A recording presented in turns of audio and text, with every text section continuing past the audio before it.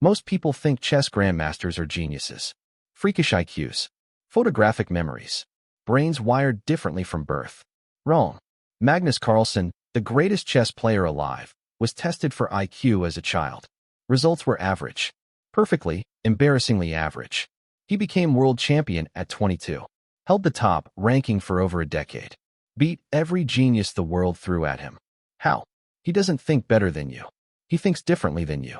And that difference is a system. A cold, mechanical, trainable system that has nothing to do with raw intelligence and everything to do with cognitive architecture. The same architecture that lets a grandmaster calculate 15 moves ahead in 30 seconds can be stolen and applied to your career, your learning, your decision-making, and your ability to outthink everyone around you. I reverse engineered the entire methodology.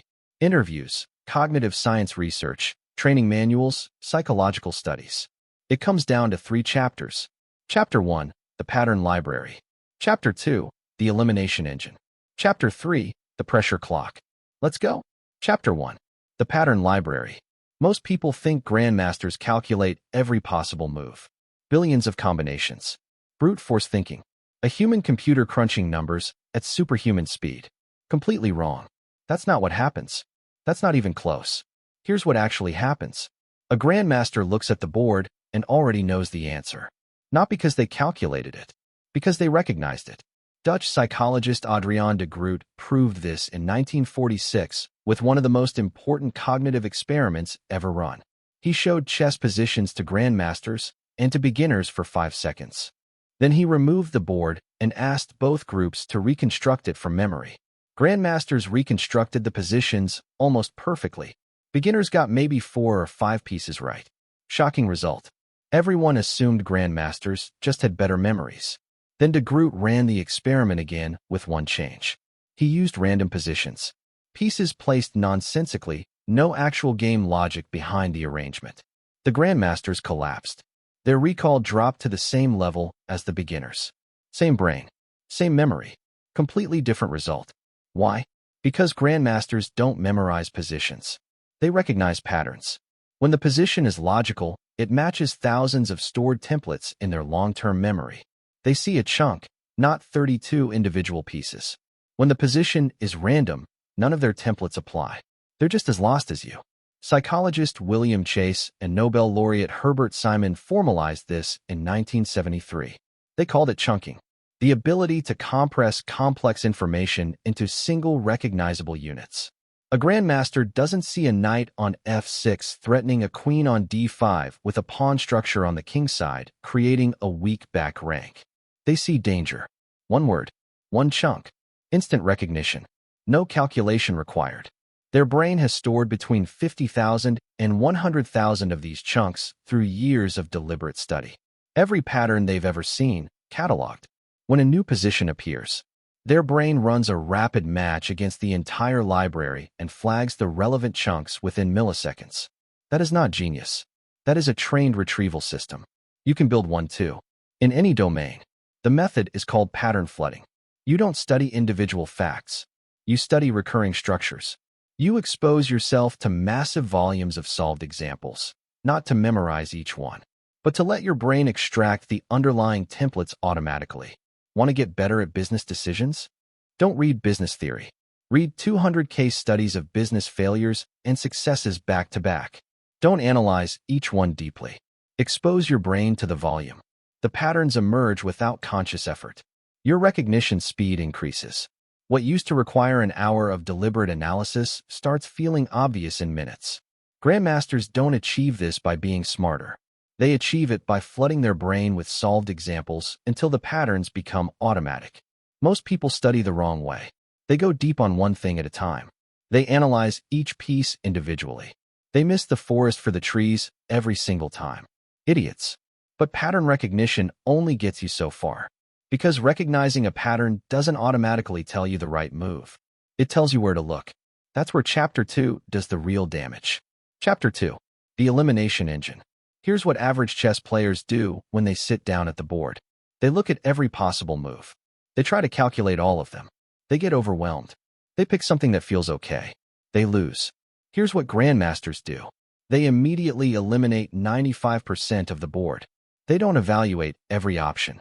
They decide in the first 2 seconds which moves are even worth thinking about. Then they go deep on only those. This is called candidate move selection, and it is the single most transferable cognitive skill in chess. The average player wastes 80% of their thinking time on moves that would never work. The Grandmaster wastes 0. Mikhail Botvinnik, world champion and the man who trained Garry Kasparov, called this the method of candidate moves. You generate a short list of the 2 or 3 moves that could plausibly be good. Then you calculate only those. Everything else gets discarded immediately. No mental energy wasted. No calculation spent on nonsense. The brain's working memory is freed up entirely for deep analysis of the real candidates. This is the opposite of how most people make decisions in real life. Most people brainstorm as many options as possible. They think more options means better decisions. Wrong. More options means decision paralysis. It means cognitive overload. It means your working memory gets flooded with noise and the signal disappears completely. Barry Schwartz at Swarthmore College spent his career documenting this. He called it the paradox of choice. More options reliably makes people less satisfied with their final decision and more paralyzed during the process. The solution isn't better analysis. It's earlier elimination. Grandmasters eliminate fast, brutally fast. They have criteria built into their pattern library that flags non-candidate moves before conscious analysis even begins. Your version of this is what cognitive scientists call a decision filter. Before you analyze any option deeply, you apply a set of pre-committed criteria that immediately eliminate most of the field. What are your non-negotiables? What would make any option automatically disqualified? Get those criteria defined before the decision arrives. When the moment comes, you're not weighing everything. You're eliminating everything that fails the filter, then going deep on the survivors. Most people skip this step. They weigh every option as if all of them deserve equal consideration. They don't. Most options are garbage. The Grandmaster's brain knows this immediately. So does every elite decision maker you've ever heard of. They just never explain the mechanism. Hit subscribe before you forget this chapter. This is the part most people miss, and it is the part that changes everything. One more to go. But here's the problem though. You can have 100,000 patterns in your library. You can eliminate candidates with surgical precision and still freeze when the clock is running. Because pressure does something specific to the brain that pattern recognition and elimination cannot fix on their own. That's what Chapter 3 was built for. Chapter 3. The Pressure Clock. Chess is played on a clock. Every Grandmaster has a timer ticking down. Seconds disappearing. The pressure is not ambient background stress. It is a physical countdown to defeat. And Grandmasters don't just tolerate this pressure. They weaponize it. Here is how. Most people think time pressure destroys thinking quality. Wrong. Unmanaged time pressure destroys thinking quality. Managed time pressure accelerates it. There is a difference, and it is everything. Psychologist Mihai Csikszentmihalyi spent 30 years studying peak performance states. He called the optimal zone flow, the condition where skill meets challenge at precisely the right ratio. Not too easy, not too hard. In flow, cognitive performance doesn't just hold steady under pressure. It improves. Decision speed increases. Pattern recognition sharpens. Working memory expands. The Grandmaster's relationship with the clock is a trained flow trigger. They have practiced so many games under time pressure that the countdown no longer signals danger. It signals activation. Their brain reads the ticking clock and shifts into a higher gear automatically. This is not a natural gift. It is a conditioned response built through deliberate exposure to timed pressure over thousands of repetitions. But here is the problem though. Most people in high-pressure situations don't enter flow. They enter panic. Why? Because the gap between their skill level and the perceived challenge is too large. When the challenge exceeds skill by too much, you don't get flow. You get anxiety. You get blank mind. You get the exact freeze response that sabotages performance at the worst possible moment. Gary Klein, cognitive psychologist and author of Sources of Power, studied real-world decision-makers under pressure for decades. Firefighters, military commanders, emergency room physicians. He found that experts under pressure don't slow down to analyze. They pattern match instantly and act. Their speed comes not from recklessness, but from a deeply trained recognition system that makes the first good option visible almost immediately. Klein called this recognition prime decision-making. The expert sees the situation, matches it to a stored template, generates one candidate response, runs a quick mental simulation of that response, and either commits or adjusts. The whole process takes seconds.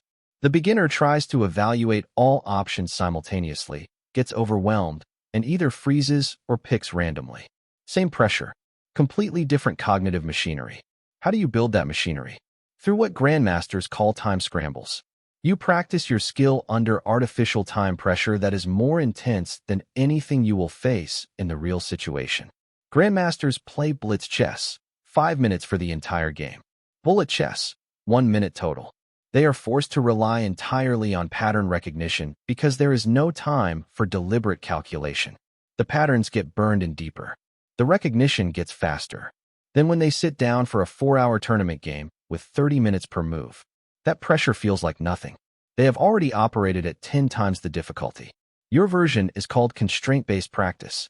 Whatever you are learning or doing, impose an artificial time constraint that is tighter than any real constraint you will face. Give yourself half the time, then a quarter. Force your brain to skip deliberate slow analysis and rely on deeper pattern recognition. It will feel terrible at first. Your performance will drop. That is the encoding. That discomfort is your brain building the machinery it needs to perform fast without sacrificing accuracy. Roediger and Karpik at Washington University proved that retrieval under pressure produces 40% better long-term retention than retrieval in comfortable conditions. The stress is not the enemy of learning. The unmanaged stress is. Managed pressure is the accelerant. But here's the thing though. Even with all three systems running, pattern library, elimination engine, and pressure clock, most people hit one final wall. The same wall that stops average performers from ever reaching elite level. And it is not talent. It is not time. It is a cognitive bias so deeply embedded in how humans think that most people never even notice it is there. Grandmasters have a specific drill to destroy it, and almost nobody outside of chess has ever heard of it. Here is the wall. It is called the first move bias. Your brain generates a candidate move and immediately falls in love with it. Not because it is the best move, because it was first. Confirmation bias kicks in. Every piece of evidence you analyze from that point forward gets filtered through the lens of making that first move look correct. You are not analyzing anymore. You are justifying. Grandmasters call this move attachment, and they treat it as one of the most dangerous cognitive failure modes on the board. The drill to defeat it is called the contrapositive check. Before committing to any candidate move, you are required to spend a specific amount of time actively trying to prove that move is wrong. You look for the refutation. You search for the hole. You argue against your own first instinct with the same energy you used to develop it. If you cannot find a strong argument against it after a dedicated search, you commit. If you find a hole, you discard the move and go back to the library. This is painful. It feels counterproductive. Your brain hates it. Your brain wants to commit to the first good option and move on. Fighting that impulse requires deliberate practice. But the result is a decision quality that is objectively higher than anything your unfiltered first instinct would have produced. Daniel Kahneman at Princeton, Nobel Prize winner, spent his career documenting exactly this failure mode. He called it System 1 thinking, fast, intuitive, pattern-based, and deeply vulnerable to confirmation bias. System 2 thinking, slow, deliberate, analytical, is the override mechanism. The problem is that System 2 is exhausting, and most people abandon it the moment they have a plausible answer. Grandmasters train System 2 to activate specifically and briefly at the decision point. Not for the entire game, just for the contrapositive check. One focused burst of devil's advocate thinking before commitment. Then they move. The result is speed plus accuracy, not one at the other's expense. Here is how you apply all 3 chapters right now. For pattern flooding, pick your domain and commit to 30 minutes per day of solved example exposure. Not one deep study session per week. Daily volume. Case studies, worked examples, annotated games, expert breakdowns. Let the templates accumulate. Do not analyze each one exhaustively. Move through them. Trust the process. Your recognition system is building itself in the background whether you consciously track it or not. For the elimination engine, before every significant decision, write down your disqualifying criteria first. What makes any option automatically wrong for you? Commit those criteria before you see the options. Apply them ruthlessly at the start. Then go deep only on the survivors.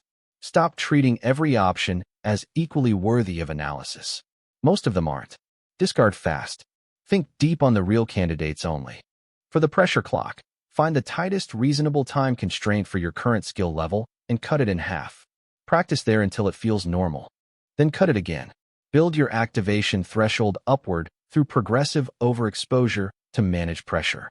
Your flow trigger will develop automatically through repetition. The clock will stop being the enemy and start being the ignition. For the contrapositive check, after generating your first strong candidate, in any decision, set a timer for 2 minutes. Spend those 2 minutes trying to break it. If it survives the attack, commit with confidence. If it doesn't, you just saved yourself from a mistake that your unchecked System 1 brain was about to walk you straight into. For tools, one system, the same cognitive architecture that produces people who can outthink 99% of opponents under maximum time pressure. At the highest levels of competition, decade after decade. You do not need to be a chess prodigy. You need to stop using a brain that was never optimized and start using one that was deliberately built. Most people read something like this, feel motivated for approximately 40 minutes, then go back to their default patterns. The information doesn't stick. The habits don't form. And 6 months later, they're in the same place wondering why nothing changed. That is not a motivation problem. That is a retention problem. And it has a specific solution that almost nobody is using. That's why I made this video breaking down the exact memory system that makes everything you learn stick permanently. Watch it next.